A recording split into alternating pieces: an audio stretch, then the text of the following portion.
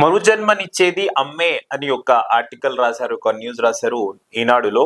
అవయవ దాతాల్లో 80% పైగా మహిళలే. అవయవ దాతాలు ఆర్గాన్ డోనార్స్ ఎవరైతే ఉండారో దాంట్లో 80% పైగా లేడీసే ఉన్నారంట, మహిళలే ఉన్నారంట. సో ఆర్గన్ ఫెయిల్యూలర్ బాధితుల్లో పురుషులు స్త్రీలు దాదాపు సమానమే. బాడీలో ఆర్గన్ ఫెయిల్యూలర్స్ అవుతాయి కదా, ఆర్గన్ ఫెయిల్యూలర్స్ లో దాదాపు ఆల్మోస్ట్ ఫీమేల్స్ అండ్ మేల్స్ ఒకటే శాతంలో ఉన్నారంట. వాటిని పొందడంలో మాత్రం మహిళలే వెనుక. 2040 నాటికి మరింత ముదరనున్న సంక్షోభం. అవయవ మార్పిడిలో దేశంలో 2వ స్థానాల్లో తెలంగాణ. అవయవ మార్పిడిలో మొత్తం తెలంగాణ 2వ స్థానం ఉందంట భారతదేశంలో. ది లాన్సెట్ లో ప్రచురితమైంది, ఇది ఈనాడులో రాశారు.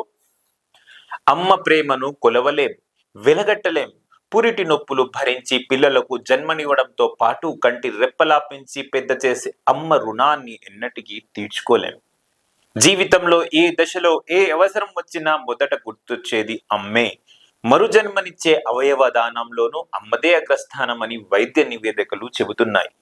సో అవయవ వైఫల్య బాధితుల్లో స్త్రీ పురుషులు సమానంగానే ఉంటున్నా దాతల్లో 80% పైగా అతి వలేనట.